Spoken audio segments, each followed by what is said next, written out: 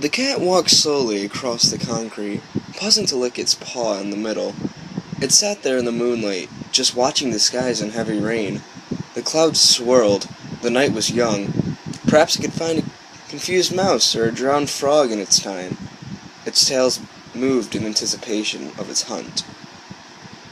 A chain-link gate swung open with surprise speed, startling the cat, rustling in a hissy fit. The man who opened it carried no thought of the terrible weather, cat, or anything else he was up against. Yelling obesity, he ran fast as he could through the opening. The thing wasn't getting him. No way. He sprinted through the gate and into the alleyway. He didn't know why, he didn't know how, but something was following him. His first inclination, he kept seeing a menacing figure at every turn. No matter where he went, he kept seeing it. He even thought it might be the person following him at first, but that quickly changed when he saw the height and shape of the being. Great. A fork in the alley. Mark. Speed towards the night. Not because any good feeling, but because he knew whatever it was could catch up no matter which way he went. The figure always seemed to be 2 steps ahead of him. Every time he turned around, it was there, silent as the night, just watching him. He could never make out the feature in the rain, as it blurred the vision. He could tell it was tall. It seemed to have a black and white skin, the black covering his legs and torso. He figured since it didn't move when it was being watched, he could look at it and just keep it frozen. It worked, but when he stared at it, he felt sick, like something was clawing its way out of him. His worst memories resurfaced in his brain. Among them, an embarrassing date, a lost pet, his sister's funeral. He had turned away and crawled for a few seconds until he could stand up again. Then he ran far, far from the creature. The thing like that, like his memories, he could not seem to escape. Suddenly Mark slipped on a giant puddle, interrupting his thoughts. Immediately his jeans and hoodie became soaked in contact.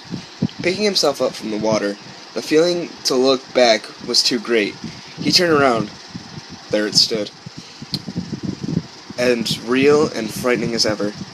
What really startled him was that the closer it became of his tumble, only nearly 20 feet away. Trying not to scream, in case that triggered a reaction from the creature, he spun around and ran.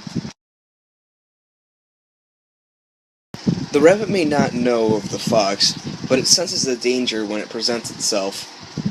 This was not unlike the feeling that he felt right now. He didn't know what it was, or why it wanted him, but it felt in his genetic memory that this thing was a great threat. If this thing was chasing him, it probably chased other people, which meant that nobody had gotten away from this thing, ever. Or else they didn't live long afterward to tell the tale. Mark ran out of the alleyway and into the street. The rain had been coming down hard. He knew that, but now he didn't realize it that much. The street was overflowing with water, and even coming into the sidewalks, a flash flood. It wasn't really a surprise to anyone that was out, even if it was New York. This is weather. Everyone else would be inside closed and locked doors, leaving him alone with. Realizing his mistake, he threw himself into the street. While turning around, the figure had come to a stop about 10 feet from where he was, and then set back under.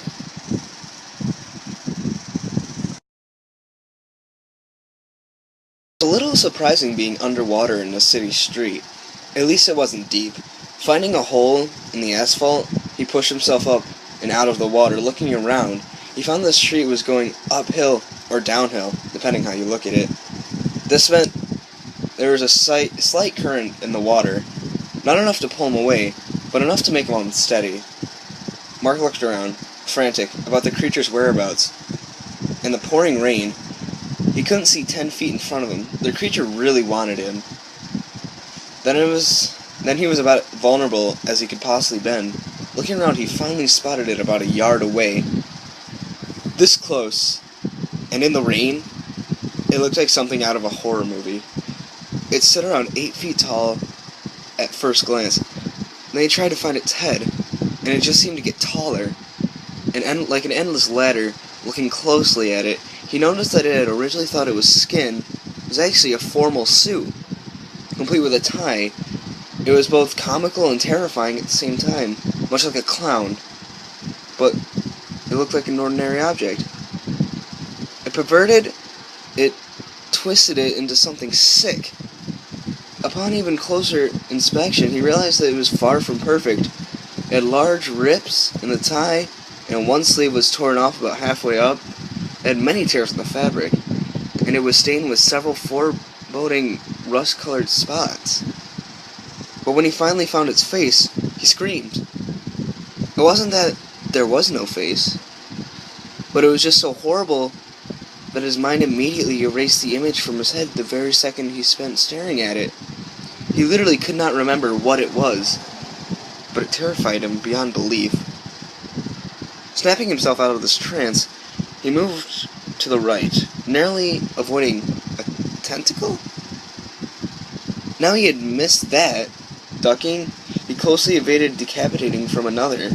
Remembering the current, he threw himself down the street, meaning to be swept away with the current down of the hill. The intensity did not follow. Floating down, unable to get a grip, Mark just tried to stay up, but his butt was sliding. Looking ahead, he found, to his horror, the creature was already at the bottom of the large hill. Using his feet to steer, he sped himself towards the lamppost on the sidewalk, reaching out attempting to grab it, to only find himself failing. Grabbing the edge of the sidewalk, he was not able to sweep in. He realized there must be an open sewer gate below him. Unseen in the water, cursing, he tried to pull himself up.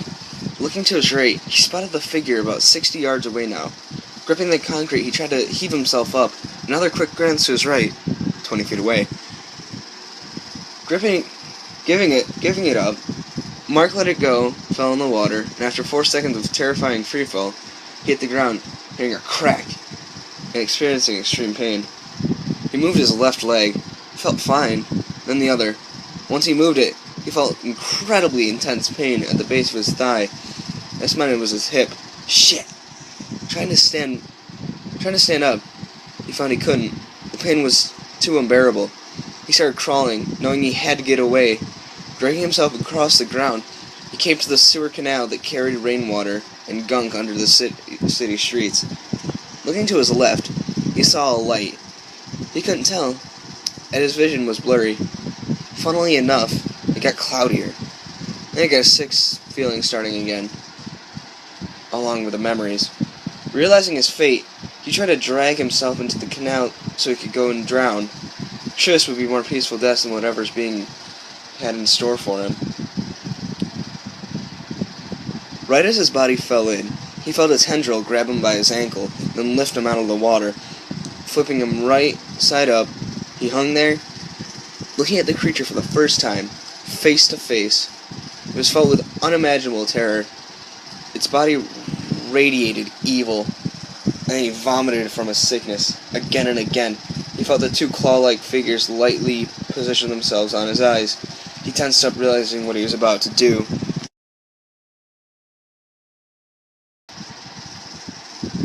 The woman opened her apartment room window.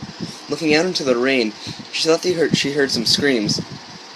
But there was silence, but for the rain. There was no point in looking outside anyway. There was nothing to see. The rain must be coming down very hard. As it seemed, she thought about her mother, and her father's sadness watched over her. She turned away from the window. Sitting down by the lamp, she began to read a book, looking up slightly.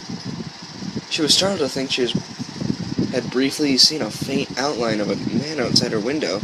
But that was impossible. Her room was on the 5th floor of the building. She laughed at her absurd thought. Then she saw the other shadow, sitting next to her own.